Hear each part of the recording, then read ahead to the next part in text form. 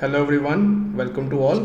So in this video हम NEET 2023 के physics subject के क्वेश्चंस को करेंगे डिस्कस। जैसा कि हम सब जानते हैं कि 7 मई को हमारा नीट का पेपर हुआ 2023 का। तो उस पेपर में कितने क्वेश्चंस आए, हर क्वेश्चन को कैसे अटेम्प्ट करना चाहिए था, उनके सोल्यूशंस क्या हैं, we will discuss them all one by one. So let's start. तो अगर हम अपने पहले क्वेश्चन पे नज़र डालें तो LCR सर्किट की बात की गई है। LCR सर्किट में इंडक्टर की वैल्यू है 10 मिली हेनरी, कैपेसिटर की वैल्यू है 1 microfarad and resistance given as 100। तो हमें पता करना है कि किस फ्रिक्वेंसी पे रेजोनेंस होगा। तो हम सब जानते हैं रेजोनेटिंग फ्रिक्वेंसी का फॉर्मूला है जब इंडक्टेंस की value, the reactance of the inductor will be equal to the reactance of the capacitor. तो यहाँ से हमें ओमेगा उस एंगुलर फ्रिक्वेंसी की वैल्यू मिल जाएगी जहाँ पर रेजोनेंस होगा।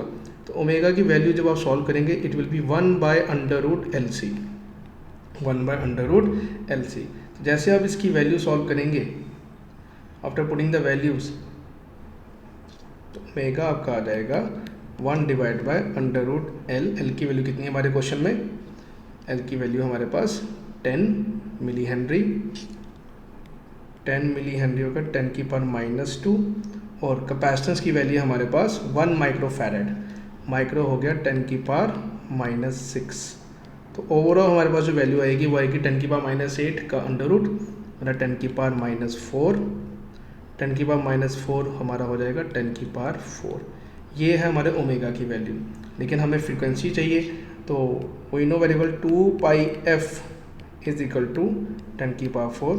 यहाँ से हमारे पास फ्रीक्वेंसी की वैल्यू आ सकती है। सो आफ्टर सॉल्विंग हमारी जो वैल्यू निकल के आएगी इस कंटेंट से आएगी 1.59 के आसपास आएगी इंटू 10⁻3। तो ये हमारा आंसर आएगा 1.59 इंटू 10⁻3। इसको हम किलो हर्ट्स में भी डील कर सकते हैं। तो जैसे हमारा आंसर है 1.59 किलो हर्ट्स, तो आंसर होगा 3 पार्ट।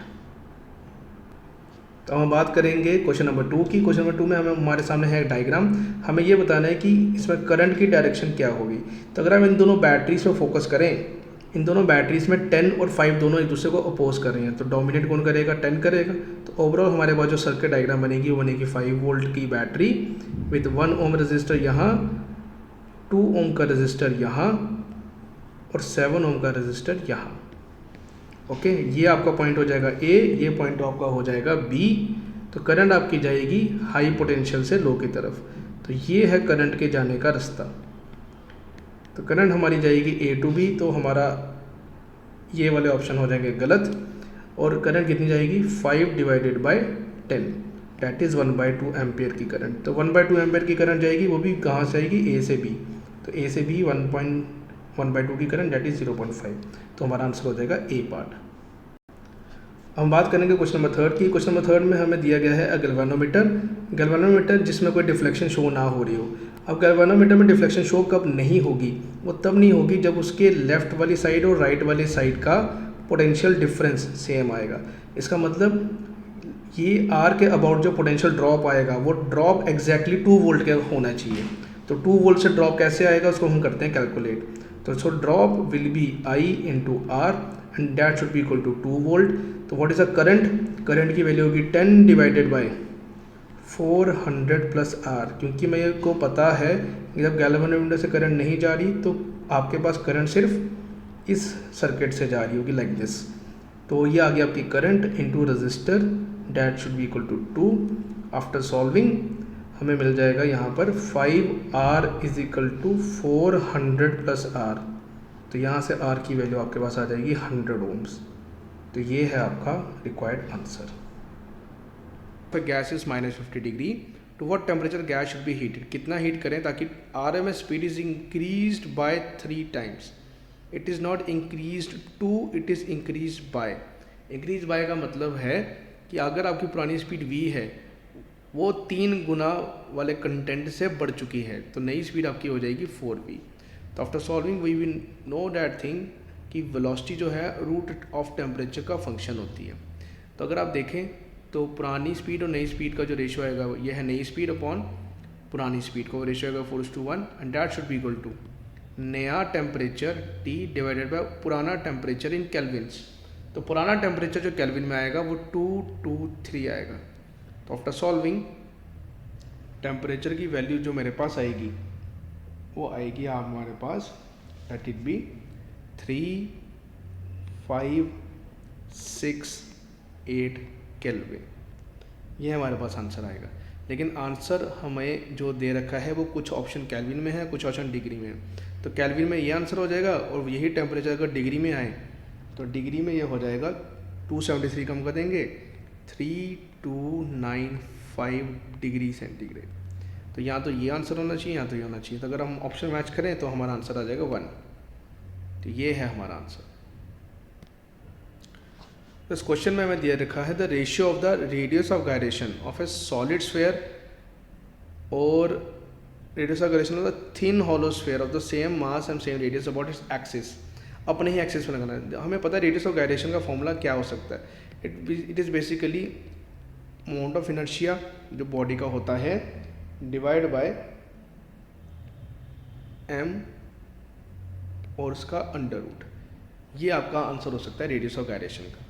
ठीक है, तो अगर आप थोड़ा सा फोकस करें, पहले मैं बात करूँगा सॉलिड स्फीयर की। तो सॉलिड स्फीयर का जो मोमेंट ऑफ इनर्शिया होता है अपने ही एक्सिस के अबाउट, वो क्या हो जाता है, वो हो जाएगा आपका 2/5 mr² whole divided by m का अंडर रूट। ये आपके पास आंसर आ जाएगा।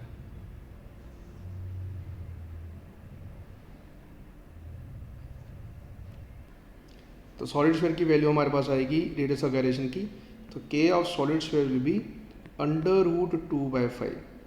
ओके, और सिमिलरली अगर मैं हॉलो स्फीयर को सॉल्व करूँ तो k ऑफ सॉलिड स्फीयर के बाद आएगा k of hollow sphere that will be, उसका मोमेंट ऑफ इनर्शिया अपने ही सेंटर ऑफ एक्सिस से होता है 2/3 mr² डिवाइड बाय m का अंडर रूट। सॉल्व करने पर आएगा अंडर रूट 2/3। तो जब इन दोनों का आप रेशियो लेंगे तो radius of gyration of solid sphere divide by radius of gyration of hollow sphere वो आपके पास आएगा अंडर रूट में 3/5। तो ये है आपका आंसर अंडर रूट में 3/5। तो इनमें से कोई ऑप्शन मैच नहीं कर रहा तो हमारा आंसर हो जाएगा ये बोनस। ये आंसर होता अगर ये रूट में होता, तो इनमें से कोई भी आंसर नहीं है। तो this question will be bonus. इस क्वेश्चन में कार्नट इंजन की बात की गई है। कार्नट इंजन की जो एफिशिएंसी का फॉर्मूला होता है वो होता है 1 - T2/T1। इसमें T2 है सिंक का टेम्परेचर और T1 है आपका सोर्स का टेम्परेचर। तो अगर आप इस फॉर्मूले को यूज़ करें, लेकिन शर्त ये है टेम्परेचर केल्विन में होना चाहिए। एफिशिएंसी आपकी आ रही है 1/2, तो हमारा आंसर हो जाएगा 1/2 = 1 माइनस हमारा सोर्स का टेम्परेचर है 327। 327 को अगर हम केल्विन में कन्वर्ट कर दें दैट विल बी 600। अगर ये 600 है तो टेम्परेचर ऑफ हमारा सिंक आ जाएगा। तो after solving temperature of sink will be 300। अगर सिंक का टेम्परेचर 300 केल्विन है तो डिग्री में आ जाएगा वो 27 डिग्री। तो इसको 300 केल्विन बोलो या 27 डिग्री बोलो, बात एक ही है। तो हमारा आंसर हो जाएगा 27 degree. A bullet is fired from the gun. Bullet की स्पीड है इतनी in the direction of 30 degree above the horizontal. मतलब बुलेट को 30 डिग्री के एंगल पर हॉरिजॉन्टल से प्रोजेक्ट किया गया है with the speed of 280 metre per second. तो आपसे पूछा है what is the maximum height attained. देखो मैक्सिमम हाइट का जो फॉर्मूला है वो बड़ा सिंपल है, h = uy² / 2g। आप अपनी स्पीड का y कंपोनेंट पता करो, तो स्पीड का y कंपोनेंट हो जाएगा v sin 30। तो v sin 30 की वैल्यू आ जाएगी, तो uy आपका जो y कंपोनेंट है स्पीड का वो हो जाएगा 140 मीटर पर सेकेंड। तो आफ्टर यूजिंग द वैल्यूज़ हमारे पास क्या आने वाला है 140 का square divided by 2 times g, और स्पेशली मेंशन किया गया है कि g को हमने 9.8 पिक करना है। तो आफ्टर सॉल्विंग हमारे पास आंसर आ जाएगा 140 × 140 होल डिवाइडेड बाय 2 × 9 8 लिख लेते हैं और यहाँ पर 10 यूज़ कर लेते हैं। तो अगर इसको सॉल्व करें तो ये जाएगा आपका 7 से 14 से भी चला जाएगा, ये 14 10 और 14 7, फिर ये चीज़ दोबारा 7 से जाएगी, ये 7 1 720। तो सॉल्व करने के बाद मुझे दिख रहा है 10 की power 3 will be the answer. 10 की पावर 3 हो गया 1000 मीटर। तो 1000 metre will be the answer या maximum height in this particular case of projectile. तो इस क्वेश्चन में हमें दिया गया है इलेक्ट्रिक डाइपोल। इलेक्ट्रिक डाइपोल का एंगल कितना है 30 degree with the electric field और इंटेंसिटी फील्ड की है 2 × 10 की पावर 5 और इस पर टॉर्क लग रहा है इतने अमाउंट का। सब स्टैंडर्ड वैल्यू दे रखी है हमें। डाइपोल की लेंथ है 2 सेंटीमीटर, हमें कन्वर्ट करना पड़ेगा सेंटीमीटर को। तो चलो स्टार्ट करते हैं। हमें पता टॉर्क का फॉर्मूला बेसिकली क्या होता है, that is P vector cross E vector, अगर हम टॉर्क के वेक्टर की बात करें। लेकिन अगर मैग्नीट्यूड की बात करें तो टॉर्क हो जाएगा पी ई साइन थीटा, और जैसा कि मेंशन्ड है क्वेश्चन में साइन थीटा की वैल्यू है 30 degree. After putting the values torque is equal to P vector का फॉर्मूला होता है क्यू इंटू दूरी, दोनों चार्ज के बीच का गैप, दोनों चार्ज के बीच का गैप है 2 सेंटीमीटर, 2 × 10 की पावर -2। इलेक्ट्रिक फील्ड की वैल्यू हमें गिवन है 2 × 10 की पावर 5। साइन थीटा हमारा दे रखा है 1/2। ये हमारा आंसर है। तो 2 से 2 कैंसिल, 2 से यहाँ पे 2 कैंसिल, ये गया, और 10 की पावर 5, 10 की पावर -2, डेट विल बी 10 की पावर -3 बन जाएगा जब ये दूसरी साइड जाएगा। तो चार्ज की वैल्यू आएगी 2 × 10 की पावर -3, मतलब कि ये चार्ज जो है वो मिली कूलम में, this is in milli coulomb. तो 2 मिली कूलम का चार्ज विल बी देयर।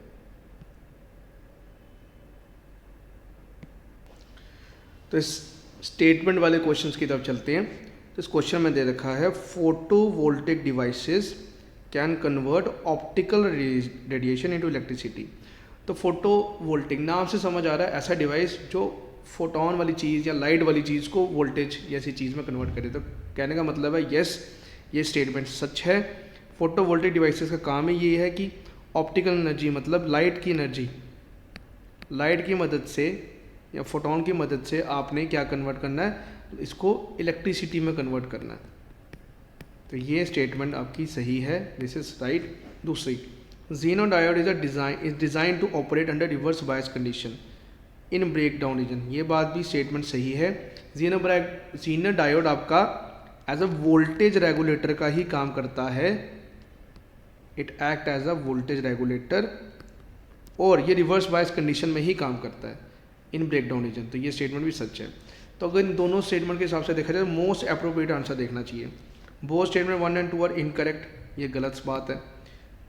एक करेक्ट है, दूसरी इनकरेक्ट, ये भी गलत है। एक इनकरेक्ट ना, ये भी नहीं हो सकता। तो हमारी है दोनों स्टेटमेंट करेक्ट है, तो सही आंसर हो जाएगा फोर्थ पार्ट। तो fourth will be the most appropriate answer. तो ये एक एरर वाले टॉपिक का क्वेश्चन है और थ्योरेटिकल है, हमें याद करना है। The errors in the measurement which arise due to the fluctuation in temperature, जो टेम्परेचर की फ्लक्चुएशन के कारण और वोल्टेज सप्लाई की फ्लक्चुएशन के कारण आए, उस एरर का क्या नाम है? तो उस एरर को हम बोलते हैं रैंडम एरर्स। तो रैंडम एरर वो किस्म के एरर हैं जो fluctuation in temperature and voltage supply के कारण आपको फील होते हैं। Ratio of the frequency of fundamental harmonic produced by organ pipe to that of a close pipe having the same length. तो सेम लेंथ की हमें एक ओपन ऑर्गन पाइप और एक क्लोज पाइप का फंडामेंटल फ्रीक्वेंसी का रेशियो लेना है। तो अगर पहले मैं ओपन की बात करूं तो ओपन वाले के केस में जब दोनों एंड ओपन है तो हमारी फंडामेंटल फ्रीक्वेंसी आती है V/2L, ये आ गया ओपन वाले का। अगर मैं क्लोज की बात करूं तो उसमें फंडामेंटल फ्रीक्वेंसी आएगी V/4L।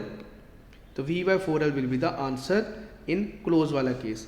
तो अगर इन दोनों की लेंथ सेम है तो हम दोनों को अगर सॉल्व करें और रेशियो ले लें तो हमारा रेशियो क्या आएगा? हमारा रेशियो आएगा 2:1। तो 2:1 will be the answer.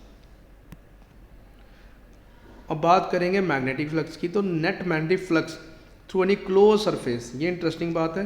Actually में क्लोज सरफेस से इलेक्ट्रिक फ्लक्स कुछ ना कुछ तो आ सकता था, लेकिन मैग्नेटिक फ्लक्स बड़ा डिफरेंट है क्योंकि वो क्लोज लूप बनाता है। मैग्नेटिक फ्लक्स हमेशा क्लोज लूप बनाते हैं, तो अगर वो किसी क्लोज सरफेस से एंटर भी करेंगे तो बाहर भी आ जाएंगे। तो वो अगर इस जगह से एंटर कर रहे हैं तो इस जगह से वो एग्जिट भी करेंगे। तो जितना फ्लक्स इनवर्ड वाला होगा उतना ही फ्लक्स आपका आउटवर्ड वाला भी होगा। तो इनवर्ड और आउटवर्ड फ्लक्स सेम होने के कारण एक दूसरे को कैंसिल करेंगे तो आंसर आ जाएगा 0, नेट फ्लक्स विल बी 0।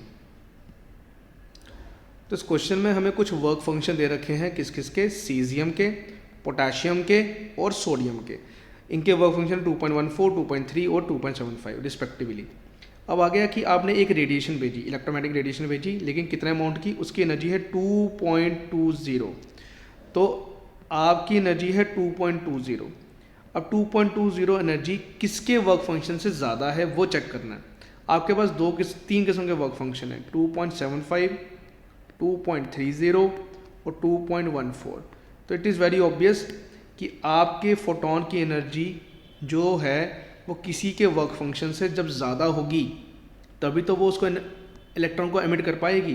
तो 2.20 इज़ ग्रेटर देन ओनली 2.14। तो ये सिर्फ इस वाले एलिमेंट को ही, इसके ही इलेक्ट्रॉन्स को एमिट कर पाएगी। तो ये था हमारा सीजियम। तो हमारा आंसर हो जाएगा केवल और केवल सीजियम ओनली। तो नेक्स्ट क्वेश्चन की तरफ चलते हैं। नेक्स्ट क्वेश्चन है minimum wavelength of x-ray. X-ray की मिनिमम वेवलेंथ कितनी होनी चाहिए? Produce by an electron accelerated through a potential difference of v volt. तो v वोल्ट के पोटेंशियल डिफरेंस से जब एक इलेक्ट्रॉन आएगा तो वो कितने अमाउंट की एक्सरे करेगा। तो बड़ा सिंपल सा कंसेप्ट है, यहाँ पर एक किस्म की पोटेंशियल एनर्जी ही दूसरे किस्म की एनर्जी में कन्वर्ट हो सकती है। तो अगर आप देखो, आपने इलेक्ट्रॉन को किया एक्सेलरेट, तो इलेक्ट्रॉन की एनर्जी कितनी बनी? उसकी एनर्जी बनी E इंटू पोटेंशियल डिफरेंस। और कल को यही एनर्जी EM वेव की एनर्जी में कन्वर्ट हो सकती है। तो EM वेव की हमारे पास एनर्जी कितनी होती है? वो होती है hc/λ। और ये लैम्डा मिनिमम अगर है, ये तभी है जब सारी की सारी एनर्जी आपकी कन्वर्ट हो गई है। तो अगर आप ध्यान से देखो तो V और लैम्डा में एक रिलेशन आ रहा है। क्या रिलेशन आ रहा है? Lambda is inversely proportion to the potential difference. ये है हमारा आंसर। तो हमारा आंसर इस क्वेश्चन का हो जाएगा फोर्थ पार्ट। तो बड़ी सिंपल सा कंसेप्ट है, इलेक्ट्रॉन की ही एनर्जी EM वेव की एनर्जी में कन्वर्ट हो जाएगी। अब चलते हैं नेक्स्ट क्वेश्चन की तरफ। नेक्स्ट क्वेश्चन है a 12 volt and 60 watt lamp is connected to a secondary step down transformer. ये हमारा किसी स्टेप डाउन ट्रांसफार्मर से कनेक्टेड है, जिसका प्राइमरी पार्ट किसी AC मेन से कनेक्टेड है ऑफ 220 वोल्ट। हमें अज्यूम करना है कि हमारा ट्रांसफार्मर आइडियल है, बहुत बढ़िया आइडियल है। तो what is the current in the primary winding? तो जैसा कि हम जानते हैं कि आपके ट्रांसफार्मर में दो पार्ट होंगे, एक प्राइमरी वाला और एक सेकेंडरी वाला। इन दोनों में एक रिलेशन होता है प्राइमरी सेकेंडरी में कि जितनी पार प्राइमरी में आएगी उतनी ही पार आपकी सेकेंडरी में भी आने वाली है। तो पार का फॉर्मूला अगर हम यूज़ करें तो क्या हो जाएगा? V1I1 should be equal to V2I2। ये कंडीशन होती है किसकी? ये होती है आपके आइडियल ट्रांसफार्मर की। तो अगर हम इसको डेटा में यूज़ करें तो पहले प्राइमरी की पार कितनी है तो चेक करते हैं। प्राइमरी की पार तो हमें दे रखा है कि 60 वॉट लैम्प। तो मतलब हमें आउटपुट वाली पार जो सेकेंडरी की पार है वो हमें पता है वो 60 वॉट है। ओके, ये हमें गिवन है। और क्या प्राइमरी वाला पार्ट किसी से कनेक्टेड है? यस, प्राइमरी वाला part is connected to some voltage that is 220। तो प्राइमरी वाला पार्ट हमारा एक वोल्टेज से कनेक्टेड है। कितना अमाउंट की वोल्टेज? 220, लेकिन वहाँ की करंट हमें मालूम नहीं है। तो दिस इज I1 या I प्राइमरी। तो आफ्टर सॉल्विंग हमारे पास प्राइमरी करंट की वैल्यू आ जाएगी कितनी? 60 डिवाइड बाई 220। तो ये हमारा रफली 0.27 के आसपास आएगा। तो 2.7 ampere will be my answer. So what is the concept here?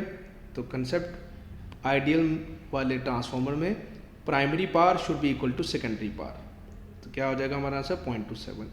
तो 0.27 ampere will be our answer. तो इस क्वेश्चन नंबर 16 की अगर बात करें तो क्वेश्चन नंबर 16 में हमें दिया हुआ है the light travels at a distance x in time t1। Light इतने टाइम में इतना डिस्टेंस ट्रेवल कर रही है and 10x in time t2। Okay, in another denser medium, किसी और मीडियम में। What is the critical angle of this for this medium? चलो चेक करते हैं। तो डेंसर मीडियम के लिए हमें क्रिटिकल एंगल याद करना चाहिए। क्रिटिकल एंगल का अगर हम फॉर्मूला देखें, क्रिटिकल एंगल हमारा होगी ये वाली कंडीशन, जब आप डेंसर से रेयर में जाते हो तो क्रिटिकल एंगल कब आएगा, क्रिटिकल एंगल पे जब आप इंसिडेंट करोगे तो लाइट आपकी 90 डिग्री बनाती है दूसरे मीडियम से। तो ये केस है। तो हमारा रिलेशन क्या होता है critical angle, sine IC upon sine 90 is equal to μ2 by μ1। तो μ2 हो जाएगा mu rarer upon mu denser. ये है आपके साइन क्रिटिकल का फॉर्मूला, हमें ये याद करना। लेकिन अगर हम क्वेश्चन में चलें, क्या हम ये म्यू का रेशियो निकाल सकते हैं, तो चेक करते हैं। तो अगर हम पहले की बात करें, पहले वाले में जो स्पीड है वो स्पीड आएगी डिस्टेंस अपॉन t1, ये आएगी वेलोसिटी इन 1। ओके, अगर मैं दूसरे की बात करूं, उसमें स्पीड आएगी जो डेंसर है 10x अपॉन t2, ये आएगी वेलोसिटी नंबर 2। तो अगर मैं म्यू के रेशियो की बात करूं, तो म्यू के रेशियो वेलोसिटी के रेशियो में भी रिलेशन होता है। तो क्या रिलेशन आएगा, तो I will say mu rare by mu denser should be equal to velocity in rare, sorry velocity in denser upon velocity in rare. Opposite ratio चलता है आपके रिफ्रैक्टिव इंडेक्स का और वेलोसिटी का, और ये वाली चीज़ हो जाएगी sine inverse of critical angle. तो जैसे कि डेंसर की स्पीड हमने निकाली है, जिसको मैं 2 बोल रखा हूँ, तो हमारे पास आंसर क्या आएगा, हमारे पास आंसर आने वाला है 10x बाई t2, तो 10 बाई t2, और एक आएगा x by t1, that will B t1। ये हमारे पास एक रिलेशन डेवलप हो जाएगा। तो क्रिटिकल एंगल की वैल्यू तैयार है। तो क्रिटिकल एंगल की वैल्यू क्या रहेगी, critical angle will be sine inverse of 10t1 by t2। ये है हमारा पॉसिबल आंसर। तो अगर हम मैच करें तो हमारा ऑप्शन हो जाएगा third option will be our answer. तो ये है डायग्राम जिस पे आपको करना है फोकस, और क्रिटिकल एंगल की कोई भी कंसेप्ट आप निकाल सकते हो।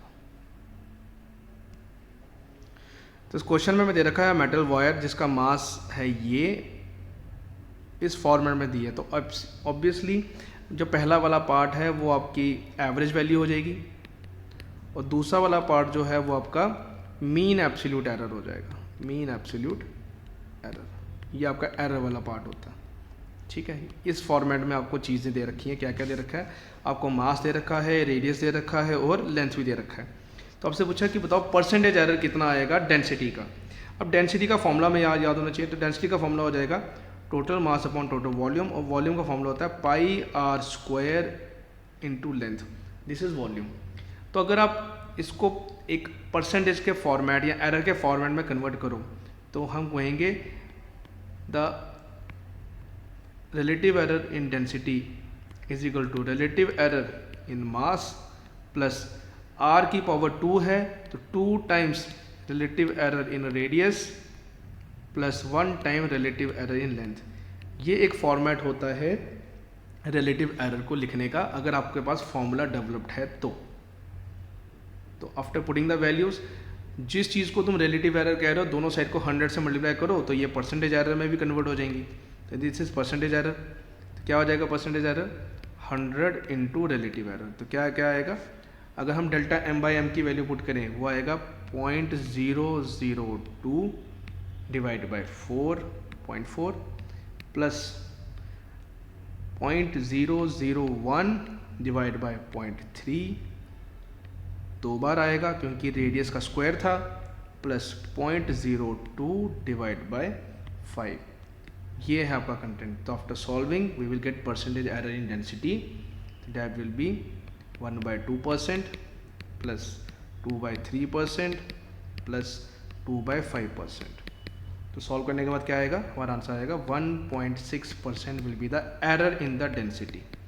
तो 1.6% विल बी माई आंसर। तो 1.6% बी पार्ट। तो ये क्वेश्चन नंबर 18, इसकी अगर हम बात करें तो ये YDSE वाले कंसेप्ट से इंस्पायर्ड है। इसमें 2 स्टेटमेंट है जो हमें पढ़नी है, वो YDSE वाले कंसेप्ट की। तो क्या बोला है, if the in YDSE experiment if screen is moved away, screen को अगर दूर ले जाया जाए, मतलब हम कैपिटल D को चेंज कर रहे हैं from the plane of slit, the angular separation of the fringes remain constant. तो इसने हमें एंगुलर सेपरेशन की बात की है, ना कि नॉर्मल सेपरेशन की। तो अगर आपको फॉर्मूला याद हो, एंगुलर साइज या एंगुलर विड्थ का फॉर्मूला होता है lambda D by small D, ठीक है।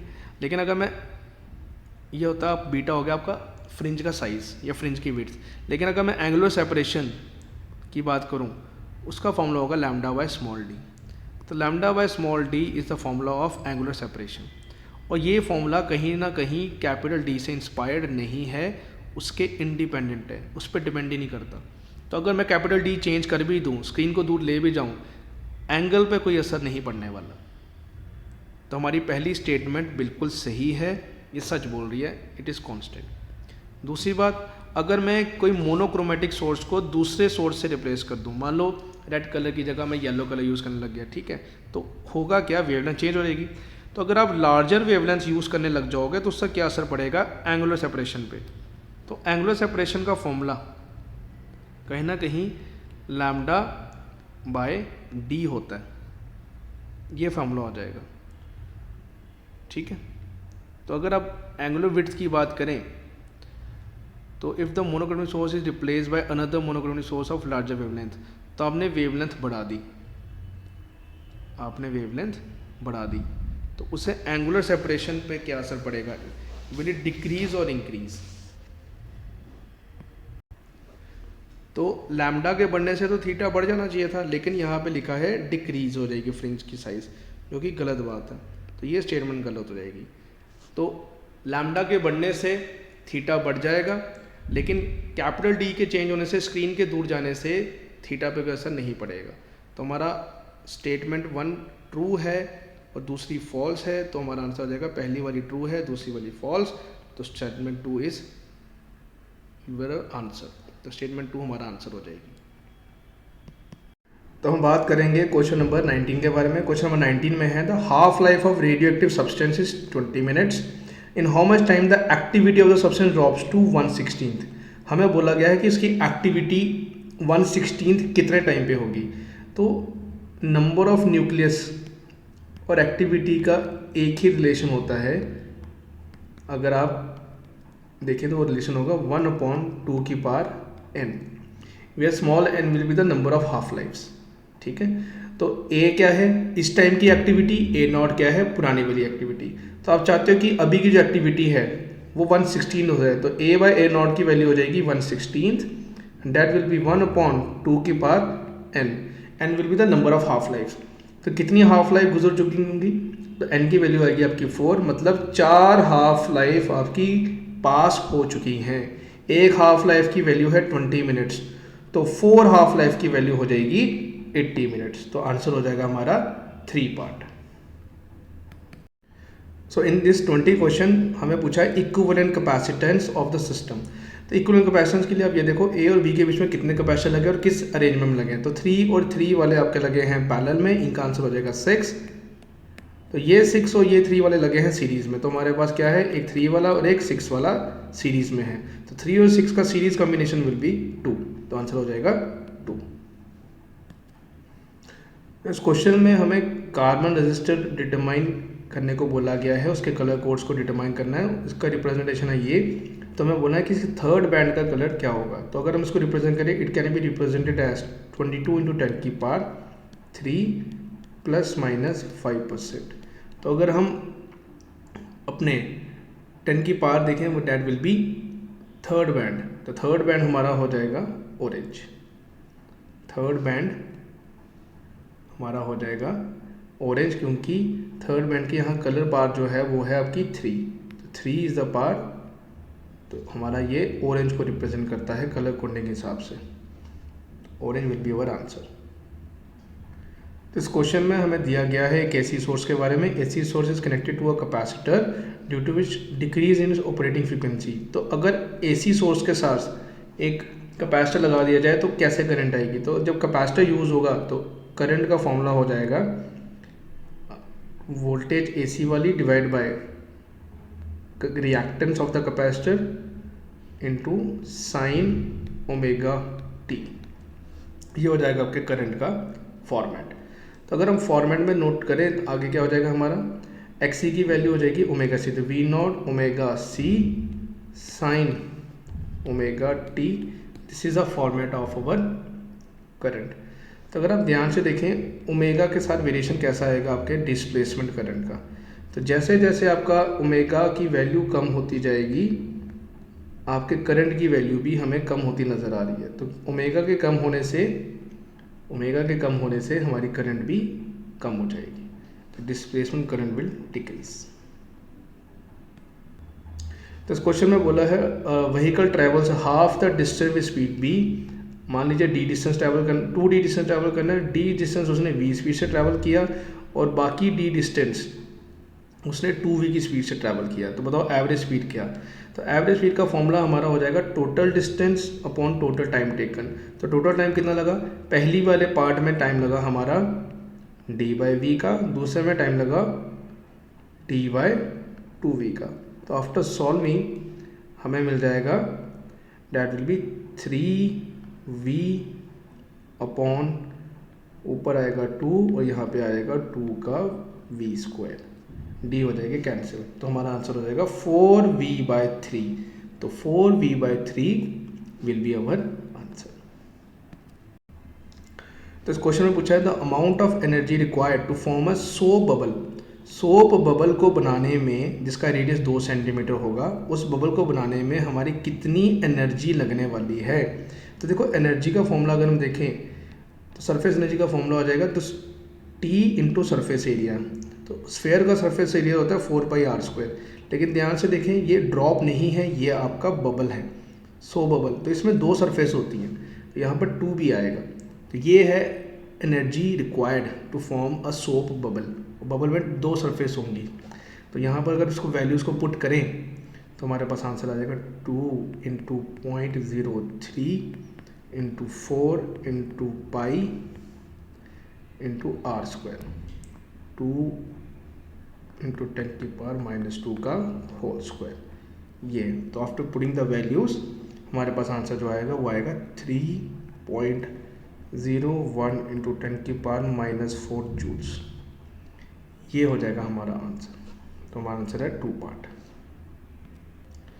तो इस क्वेश्चन में बोला है venturimeter works on which principle, तो थ्योरेटिकल क्वेश्चन हमारा वेंचुरीमीटर जो होता है वो हमारा कुछ इस किस्म का होगा, इस किस्म का एक डिवाइस होता है, यहाँ पे पाइप्स होती हैं और ये बर्नौली प्रिंसिपल पर बेस्ड है। It is based on the concept of Bernoulli principle. Bernoulli principle जो है वो केवल और केवल एनर्जी कंजर्वेशन की बात करता है। It tells us about the energy conservation.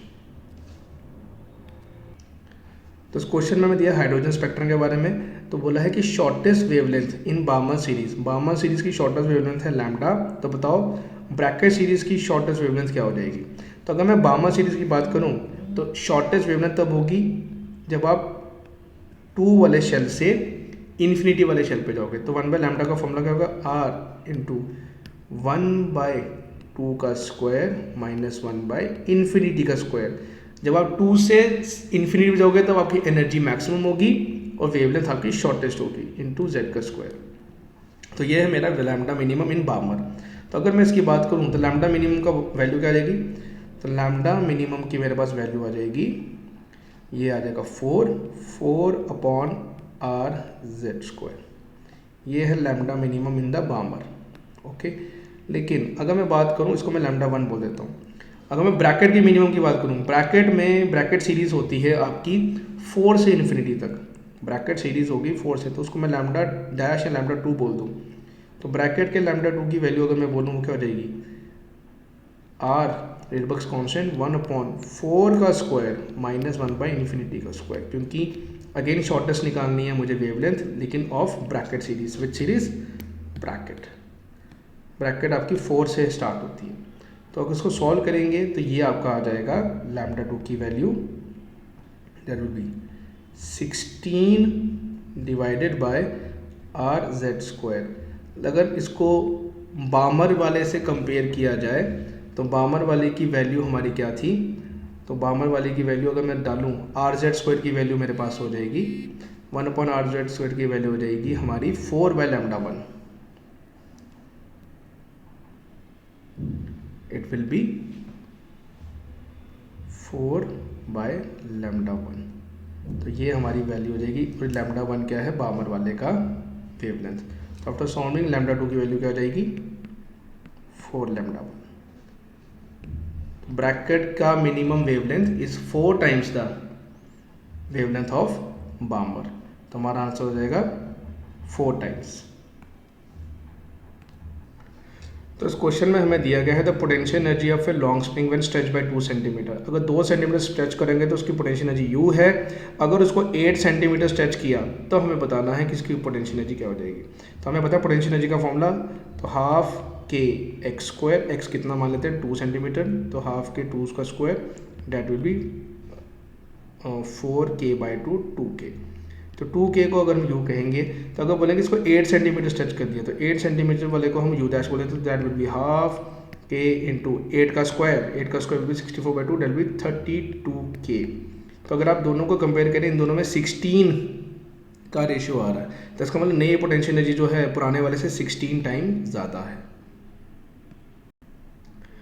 तो ये फुल वेव रेक्टिफायर का क्वेश्चन है। इस क्वेश्चन में बोला है कि आपको पता है फुल वेव रेक्टिफायर में जैसे कि 2pn जंक्शन डायोड लगते हैं, तो हमारे ये AC सोर्स को DC सोर्स में कन्वर्ट करते हैं, लेकिन यहाँ पे वेरिएशन होता है आउटपुट का, तो इसमें रिपल फॉर्मेशन होती है।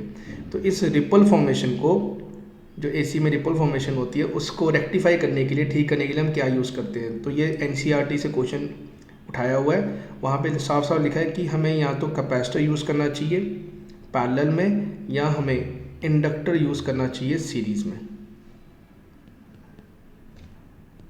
या तो कैपेसिटर यूज़ करना चाहिए पैरेलल में, या इंडक्टर यूज़ करना चाहिए सीरीज़ में। तो इन दोनों में से कोई भी आंसर हो सकता है, तो फिलहाल आंसर होगा कैपेसिटर। तो capacitor use to remove the ripple formation in the rectifiers.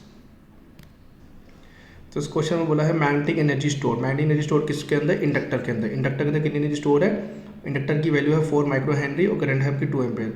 तो एनर्जी जो स्टोर होती है, मैग्नेटिक एनर्जी इंडक्टर में होती है ½ Li²। तो ½ Li² को यूज़ करेंगे तो वैल्यू पुट करने के बाद क्या आएगा, 4 माइक्रो इंटू 2 का स्क्वायर, 2 का स्क्वायर विल बी 4।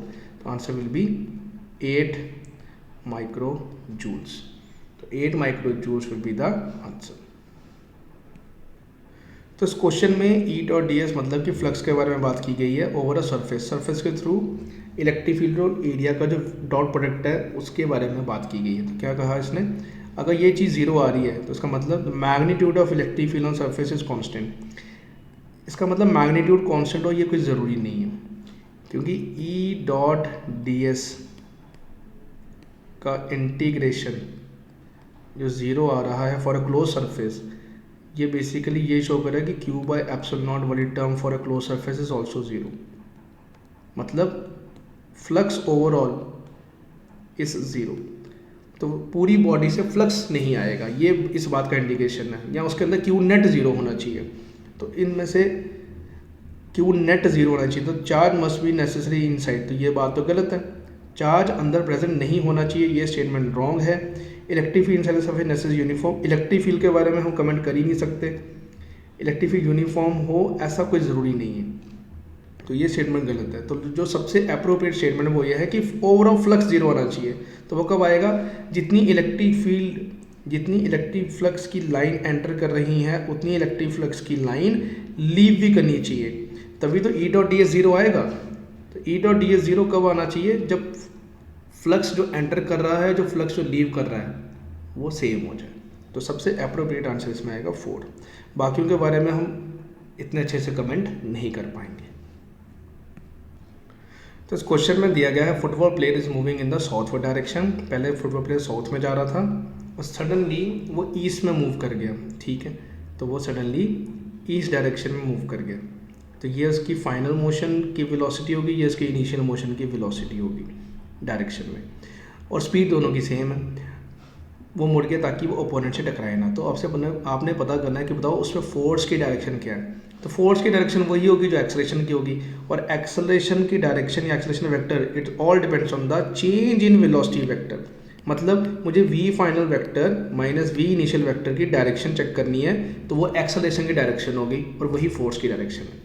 तो v फाइनल आपका ईस्ट में था, ये हो गया आपका ईस्ट, और v इनिशियल साउथ में था, लेकिन मेरे को v इनिशियल नहीं चाहिए, मुझे v इनिशियल का नेगेटिव चाहिए। तो v इनिशियल अगर साउथ में है तो v इनिशियल का नेगेटिव आपका नॉर्थ में आ जाएगा।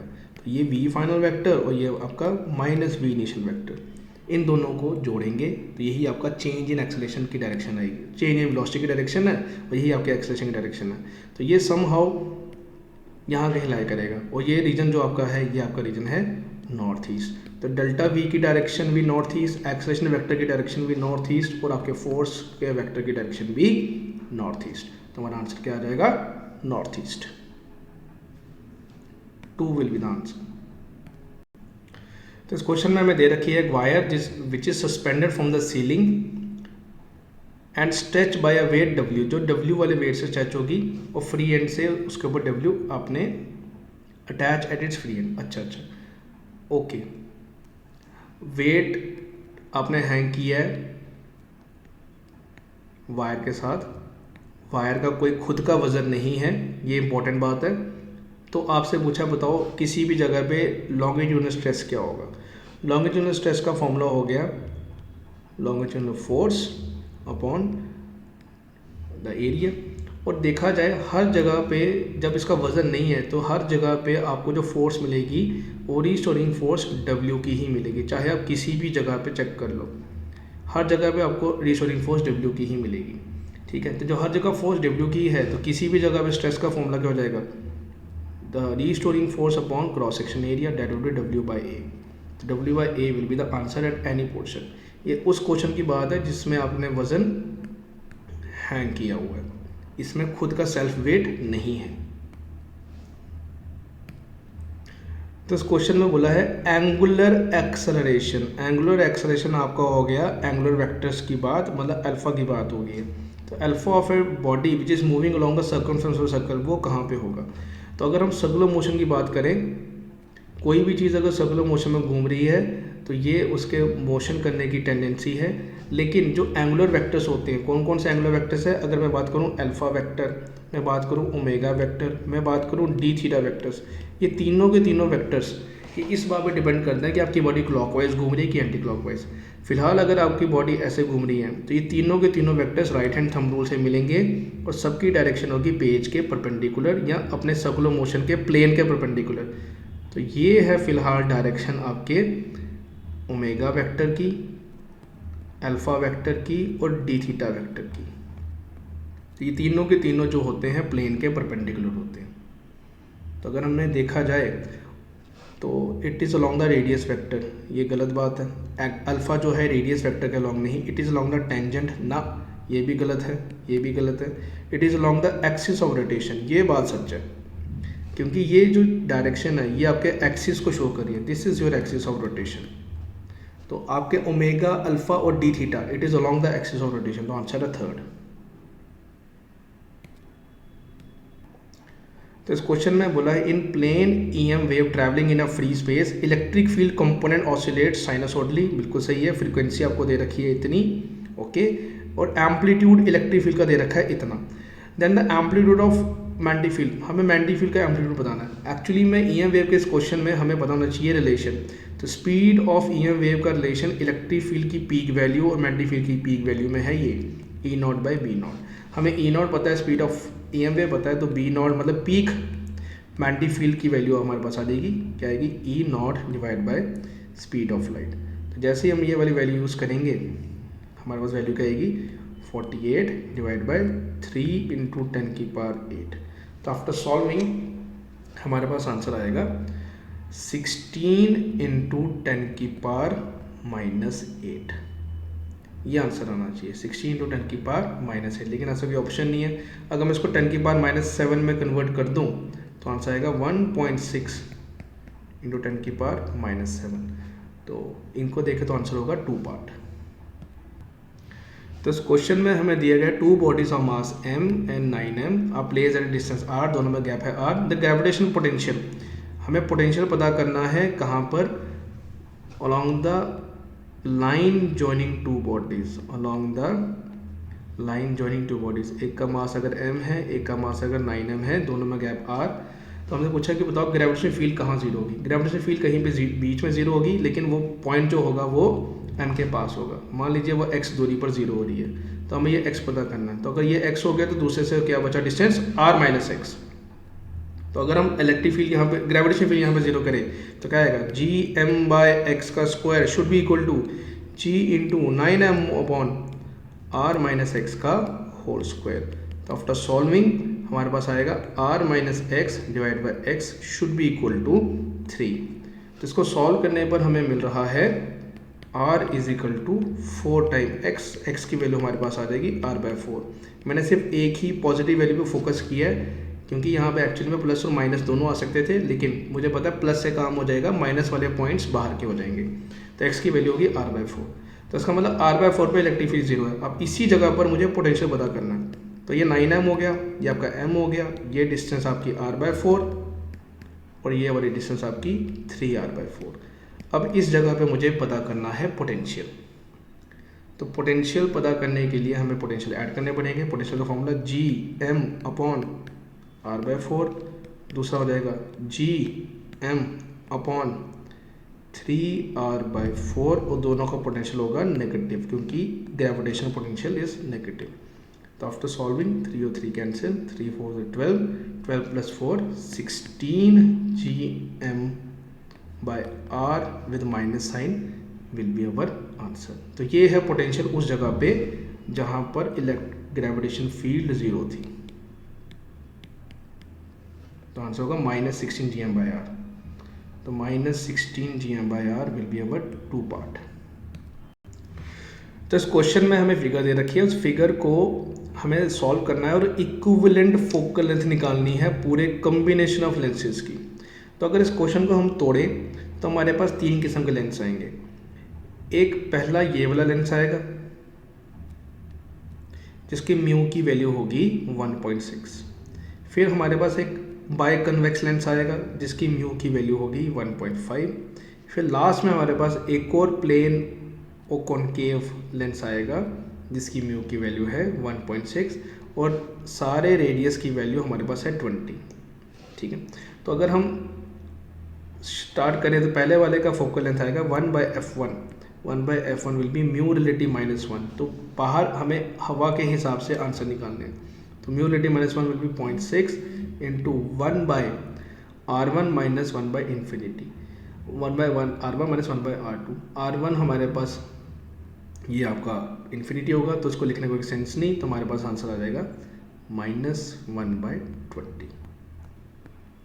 तो after solving answer will B -6/200। ये है पहला वाला फोकल लेंथ। तो 1/f1 और 1/f3 तो सेम है, तो मुझे f3 को सॉल्व करने की कोई ज़रूरत नहीं है। तो 1/f1 is equal 1/f3 will be -1/200।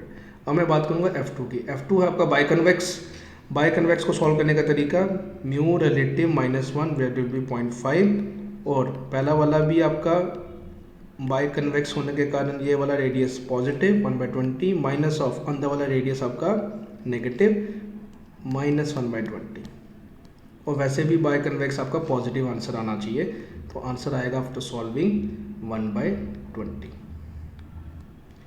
तो ये है हमारे 3 फोकल लेंथ। तो एफ इक्वलेंट का फॉर्मूला, तो 1/f इक्वलेंट विल बी -6/200 कितनी बार, 2 बार, प्लस बाय कन्वेक्स वाला लेंस 1 बार।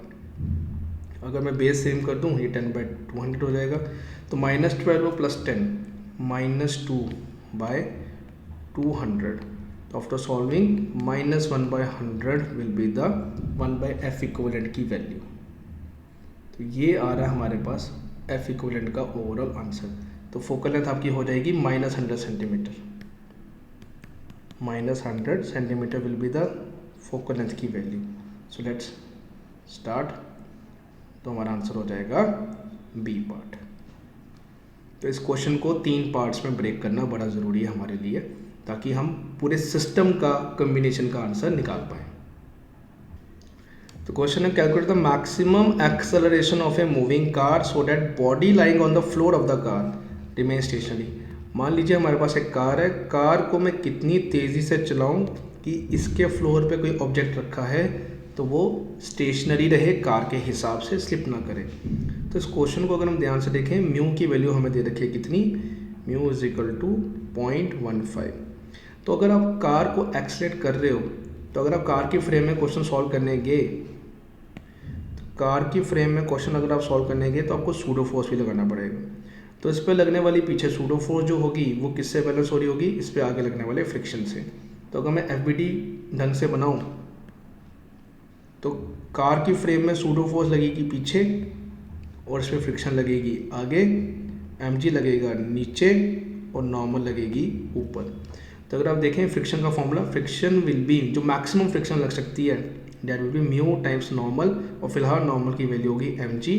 और ये चीज़ किससे बैलेंस हो रही होगी, ताकि बॉडी मूव ना करे, ये बैलेंस हो रही होगी आपकी सूडो फोर्स से। सूडो फोर्स की वैल्यू होगी मास बॉडी का और एक्सेलरेशन फ्रेम का। तो यहाँ से हमारे पास एक्सेलरेशन की वैल्यू आ जाएगी म्यू टाइम्स जी, इससे ज़्यादा एक्सेलरेशन नहीं होना चाहिए। तो जी की वैल्यू 10 लेनी है, तो म्यू की वैल्यू 0.15, तो एक्सेलरेशन हो जाएगा आपका 1.5 मीटर पर सेकेंड स्क्वायर। इससे ज़्यादा तेज़ आपकी गाड़ी नहीं चलनी चाहिए। तो आंसर हो जाएगा बी पार्ट। तो इस क्वेश्चन में हमें दिया गया है a satellite is orbiting just above the surface, मतलब उसके सेंटर से दूरी हो जाएगी रेडियस, और उसका टाइम पीरियड हमें दे रखा है कैपिटल टी, उसकी डेंसिटी की वैल्यू है डी, और उसके यूनिवर्सल कॉन्स्टेंट की वैल्यू है जी। तो आपसे पूछा है कि बताओ 3π/GD की वैल्यू क्या होगी। तो ये रैंडम वैल्यू पता करने से बेटर है हम एक फिक्स फॉर्मूला की तरफ जाएं, क्योंकि ऑप्शन में मुझे टाइम पीरियड में सब कुछ दे रखा है। तो टाइम पीरियड का फॉर्मूला हमें पता क्या होता है, time period is equal to 2π/ω, और उसकी वैल्यू हो जाएगी 2πr⁵/2 whole divided by under root में जी और मास। लेकिन क्वेश्चन में मुझे डेंसिटी भी दे रखा है, तो ऑब्वियसली मुझे मास को रिप्लेस करना पड़ेगा। तो squaring the both side, T square की वैल्यू हो जाएगी 4π², रेडियस की पावर 3/2 हो जाएगी 3 whole divided by capital G और मास। मास का फॉर्मूला होता है 4/3πr³ वॉल्यूम इनटू डेंसिटी। तो आफ्टर सॉल्विंग r³ हो गया कैंसिल, 4 और 4 कैंसिल, π² का 1 पाई कैंसिल, 3 ऊपर चला जाएगा, तो आंसर भी 3π/g इंटू डेंसिटी। ये जो चीज़ है ये आपके टाइम के स्क्वायर से मैच कर रही है। तो आई थिंक हमसे यही वाली वैल्यू मांगी हुई थी, तो हमारा आंसर हो जाएगा t² वाला option, that is first option. तो इस क्वेश्चन में हमें xt ग्राफ दिया हुआ है, जो एक सिंपल हार्मोनिक मोशन के पार्टिकल से एसएचएम करते हैं पार्टिकल के लिए रिप्रेजेंटेशन है। तो आपसे पूछा इसके एक्सेलरेशन बताओ t is equal to 2 second पे। तो अगर आपको ये x और t का ग्राफ दे रखा है, तो हम इससे वॉल्यूम और एक्सेलरेशन दोनों निकाल सकते हैं। कैसे, अगर आप एसएचएम की इक्वेशन देखो, ये ऑब्वियसली साइनसॉइडल ग्राफ है, तो क्या आएगी equation, x is equal to a की वैल्यू कितनी, maximum distribution 1 sin ω/t, omega का फॉर्मूला 2π टाइम पीरियड, और टाइम पीरियड मुझे दिख रहा है यहाँ पे 8 सेकेंड है, तो 2π/t ओमेगा इंटू टाइम, ये है आपके डिस्प्लेसमेंट की इक्वेशन। इसको डिफ्रेंशिएट करेंगे तो वेलोसिटी की इक्वेशन क्या आएगी, a ओमेगा की वैल्यू मुझे दिख रही है π/4, तो एक बार π/4 बाहर आ गया, π/4 cos ω/t, ये आपकी आ गई वेलोसिटी की इक्वेशन। इसको दोबारा डिफ्रेंशिएट करेंगे तो एक्सेलरेशन आ जाएगा। एक्सेलरेशन क्या आएगा, चेन रूल की मदद से cos का डिफरेंस होता है माइनस साइन, तो माइनस π/4, लेकिन एक बार फिर से π/4 बाहर आएगा ड्यू टू चेन रूल, क्योंकि cos ω/t का डिफरेंस होता है ओमेगा टाइम्स साइन, तो ये π/4 का डिफ्रेंसिएशन किया जाएगा π² sin ω/t। तो 2 बार डिफ्रेंसिएशन किया, 2 बार चेन रूल लगा, यहाँ पर π/4 बाहर आया, यहाँ पे दूसरी बार π/4 बाहर आया। तो ये है इस क्वेश्चन का कंसेप्ट। तो अब हमसे पूछा है एक्सेलरेशन पता करो, तो एक्सेलरेशन की वैल्यू कितनी आ सकती है, तो एक्सेलरेशन की वैल्यू हमारे पास आने वाली है -π²/16, लेकिन किस टाइम पर मांगा है, 2 सेकेंड पे मांगा है, तो 2 सेकेंड पे sin ω/t की वैल्यू हो जाएगी sin π/4 की जगह हो जाएगा π/2, तो आंसर आएगा -π²/16, तो -π²/16 विल बी थर्ड आंसर। तो ये इस तरीके से सॉल्व होगा डिस्प्लेसमेंट की इक्वेशन, और वेलोसिटी और एक्सेलरेशन की इक्वेशन बना कर आपको चेक करना पड़ेगा। तो ये क्वेश्चन है लॉजिक गेट का। तो लॉजिक गेट के क्वेश्चन को करते हैं सॉल्व। तो हमें इनमें से कौन सा ऑप्शन सूटेबल है वो चेक करना है। पहले हम बात करेंगे इसका फॉर्मेट y का है क्या। तो अगर आप ध्यान से देखो ये ए है, ये आपका नॉट गेट लगा है, तो ये वाला इनपुट हो जाएगा ए बार, ये हो जाएगा आपका ए बार। ओके, नीचे वाली जगह भी सिमिलरली ये वाला इनपुट हो जाएगा वो बी बार। और उसके बाद जो आपका लास्ट में गेट लगा है वो लगा है नैंड। तो नैंड का एक्सप्रेशन क्या हो जाएगा, पहला इनपुट का डॉट प्रोडक्ट विद दूसरे इनपुट के साथ। अगर एंड होता तो ये आंसर होता, लेकिन ये नैंड गेट है तो पहला इनपुट डॉट दूसरा इनपुट का होल बार, ये है आपके y के एक्सप्रेशन की वैल्यू। तो अगर इसको आप सॉल्व करेंगे तो ये हो जाएगा ए बार बार प्लस डॉट का उल्टा हो गया प्लस बी बार बार। तो जब इसको सॉल्व करेंगे तो ये आपका अल्टीमेटली आ जाएगा ए बार का बार हो गया ए प्लस बी। तो ये है आपका अल्टीमेट आंसर। तो ये जो आपके सामने लॉजिक गेट है उसका रिजल्ट, उसके y की वैल्यू a प्लस बी आने वाली है, a प्लस बी। तो अब टेबल बनाएं फटाफट। टेबल क्या हो जाएगा a b, अगर हम इनपुट देखें क्या क्या है 0 0 0 1 1 0 1 1। तो a प्लस बी वाला एक्सप्रेशन किससे मैच कर रहा है, तो a प्लस बी ये आएगा 0 1 1 1। तो 0 1 1 1 वाला ऑप्शन चेक करेंगे, 0 1 1 1 ये है आपका पहला ऑप्शन। तो ये है आपका पॉसिबल आंसर, ये है आपका वन आंसर। तो हम बात करेंगे क्वेश्चन नंबर 41 की। क्वेश्चन नंबर 41 में बोला है हॉरिजॉन्टल ब्रिज से रिवर के ऊपर बना हुआ है, स्टूडेंट ने क्या किया, ब्रिज के ऊपर रहकर एक बॉल को थ्रो किया वर्टिकली अपवर्ड। ओके, कितनी स्पीड से, velocity of 4, and the ball strikes the water surface after 4 second. तो 4 सेकेंड के बाद वाटर सरफेस से बॉल टकराई। तो बताना है what is the height of the bridge. तो अगर हम क्वेश्चन को ध्यान से देखें, मान लीजिए ये हाइट ऑफ ब्रिज है, तो अगर आपने पार्टिकल यहाँ से जर्नी स्टार्ट की तो अगर वो घूम फिर के वापस वाटर सरफेस से टकरा रहा है तो उसकी ओवरऑल डिस्प्लेसमेंट वही होगी जो बिल्डिंग की हाइट है। तो मान लो बिल्डिंग की हाइट है h, लेकिन आपकी डिस्प्लेसमेंट डाउनवर्ड डायरेक्शन में है, तो डिस्प्लेसमेंट की वैल्यू आएगी -h। ओके, और वेलोसिटी इनिशियल वाली वो होगी +4, क्योंकि आपने बॉल को ऊपर फेंका था, +4। और एक्सेलरेशन ड्यू टू ग्रेविटी की वैल्यू होगी -10। क्योंकि वेक्टर फॉर्म में अगर हम चीज़ें लेंगे तो हमारा आंसर बिल्कुल एक्यूरेट आएंगे। तो using the second equation of motion s is equal to ut plus half a t square. तो after solving we can find the value of displacement. तो -h की वैल्यू आएगी आपकी -64 के बराबर। तो height of the building will be 64 metres. तो this will be your answer. तो बिल्डिंग की हाइट हो जाएगी आपकी 64 मीटर्स। तो इस क्वेश्चन में हमें दिया है 2 थिन लेंसेज आर देयर जिनकी फोकल लेंथ की वैल्यू सेम है, लेकिन एक आपका कन्वेक्स है, दूसरा आपका कॉन्केव है। तो अगर इन दोनों को कॉन्टैक्ट में रख दिया जाए, they are placed in contact with each other, तो बताना है equivalent focal length of the combination क्या होगी।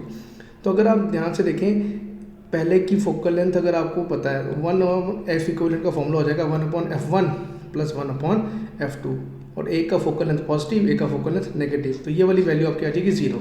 इसका मतलब 1/f इक्विवेलेंट की वैल्यू 0 है, तो फोकस की वैल्यू जो होगी वो 0 नहीं, वो इन्फानाइट होगी। तो हमारे फोकल लेंथ जो होगी वो इन्फिनिटी हो जाएगी। तो इस क्वेश्चन में हमें दिया गया है एक वायर कैरिंग करंट I, जिसको पॉजिटिव x एक्सिस में रखा है of length L।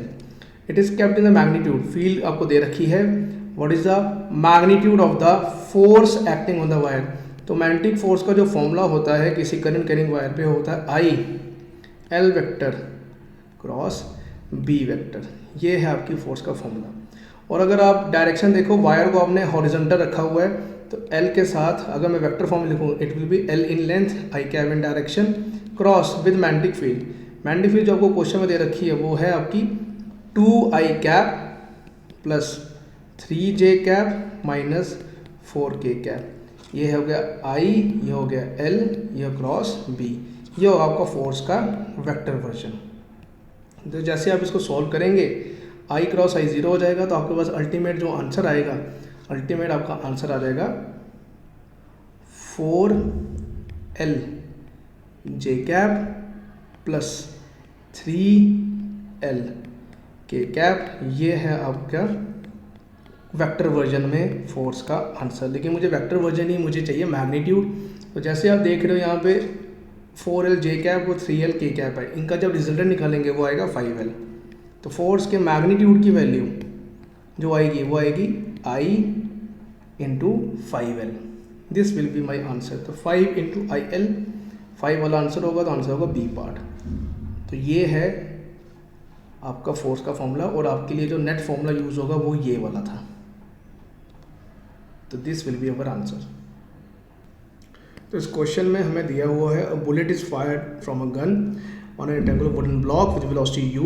Okay, bullet travel करती है पहले 24 सेंटीमीटर थ्रू द ब्लॉक, और 24 सेंटीमीटर जब वो ट्रैवल करती है ब्लॉक के अंदर तो उसकी स्पीड u/3 हो जाती है। ठीक है, फिर वो फर्दर पेनिट्रेट करती है और सेम डायरेक्शन में जाती है, तो अल्टीमेटली वो रेस्ट पे आ जाती है एट द अदर एंड। तो it comes to rest at the other end. तो हमें बताना है what is the total length of the block. तो अगर हम क्वेश्चन को ध्यान से देखें, मान लीजिए ये ब्लॉक की टोटल लेंथ है, इसको मैं बोल देता हूँ लेट इट बी x1 और ये है आपका x2। ये हम कहानी स्टार्ट करते हैं।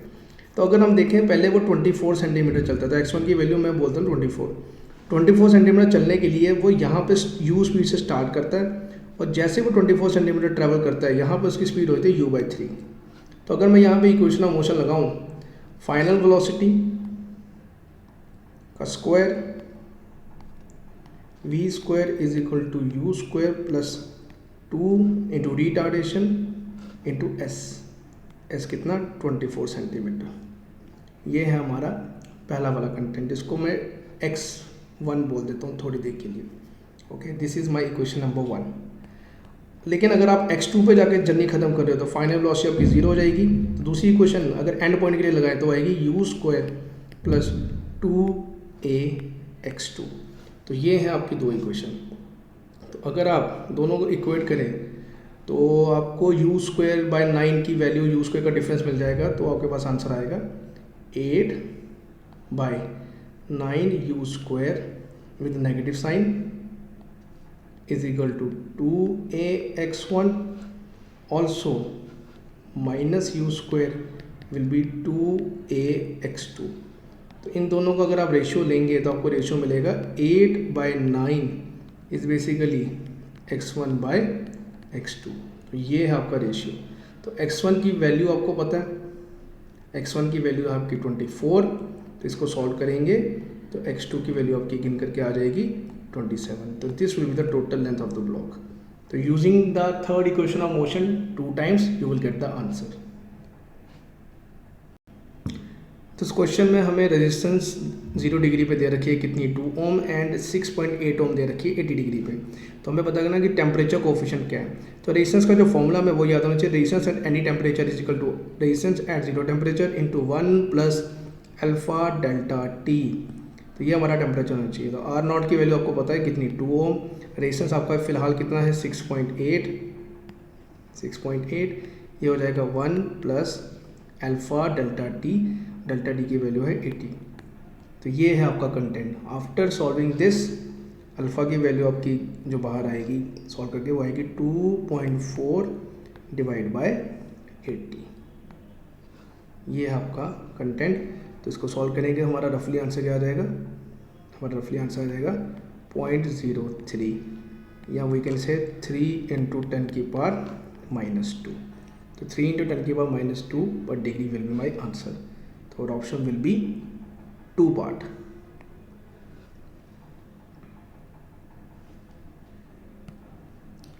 तो इस क्वेश्चन में हमें इलेक्ट्रिक डाइपोल दे रखा है और पूछा कि बताओ P पॉइंट पर, इस P पॉइंट पर जो उनके सेंटर से 5 की दूरी पर है वहाँ पर पोटेंशियल कितना होगा, what is electric potential at point P।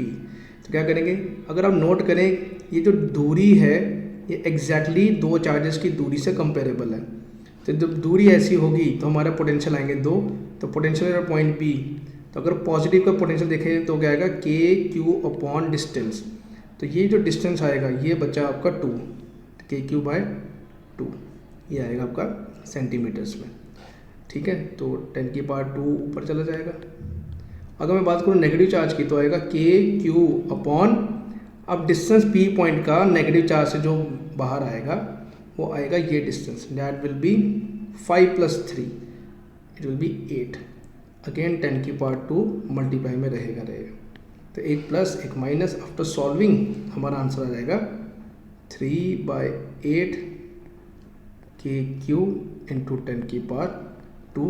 This will be our potential at point P. तो हमारा आंसर जो होगा वो 3/8 वाली टर्म हो जाएगी। तो 3/8 will be our answer, answer will be fourth part. तो इसमें बोला है कि 10 resistors are there which are connected in series with a battery of EMF E of negligible resistance. तो आपने बताना कि जब जो सीरीज में रेजिस्टर थे जब उनको पैरेलल में लगा दिया जाए तब करंट आपकी इतने टाइम्स इंक्रीज हो जाती है, तो वो रेशियो निकालना। जब हम बात करें सीरीज़ के तो current in series basically E/10 times R. लेकिन जब पैरेलल की बात की जाएगी, जब सारे पैरेलल में हैं तो आपका इफेक्टिव रेजिस्टेंस 10R की बजाय R/10 हो जाएगा। तो अब रेजिस्टेंस हो जाएगा R/10। तो अगर आप ध्यान से देखो ये हो जाएगा 10 टाइम्स E/R। तो जैसे आप इन दोनों करंट का रेशियो लोगे तो आपको I पैरेलल वाली करंट ज़्यादा नज़र आएगी I सीरीज से, तो आपका रेशियो आएगा 100 का। तो इसका मतलब current is increase n times, तो n की वैल्यू हो जाएगी 100। तो 100 होगा फर्स्ट पार्ट आपका आंसर। तो इस क्वेश्चन में हमें दिया हुआ है a very long conducting wire is bent in this semi circular shape. ठीक है, तो आपसे पूछा गया अगर इसमें करंट है तो बताओ P पॉइंट पर मैग्नेटिक फील्ड नेट कितनी होगी। तो अगर आप इस क्वेश्चन को 3 पार्ट्स में तोड़ो, यहाँ पर एक सेमी इनफाइनाइट वायर जिसमें करंट ऐसी होगी, एक सेमी इनफाइनाइट वायर जिसमें करंट ऐसी होगी, और साथ ही साथ एक सेमी सर्कल होगा। तो यहाँ पर 3 कंट्रीब्यूशन आएंगे, तो तीनों को जोड़ते हैं। तो अगर हम पहले बात करें सेमी इनफाइनाइट की, तो सेमी इनफाइनाइट वायर का मैग्नेटिक फील्ड का कंट्रीब्यूशन होगा μ0/4πr।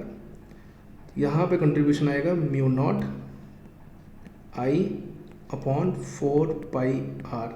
और करंट इधर है तो ड्यू टू पाम रूल के कारण आपका यहाँ पे जो फील्ड आएगा वो आएगा इनटू द पेज का। Into the page means dot.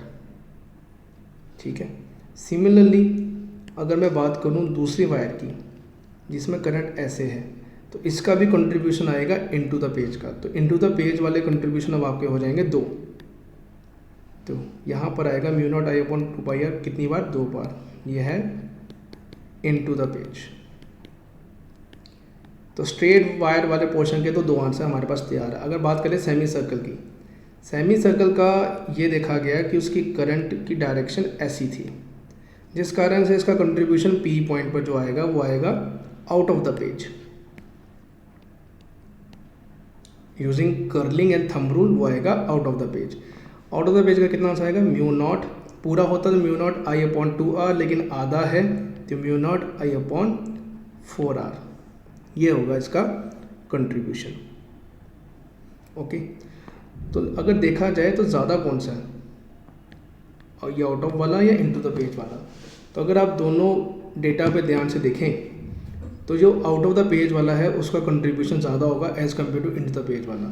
तो अगर दोनों को सॉल्व किया जाए, दोनों में से कॉमन टर्म निकाल दी जाए, तो आपको जो नेट आंसर आएगा वो आएगा μ0I/4r सेमी सर्कल का contribution, μ0I/4πr into 2 straight wire वाला कंट्रीब्यूशन।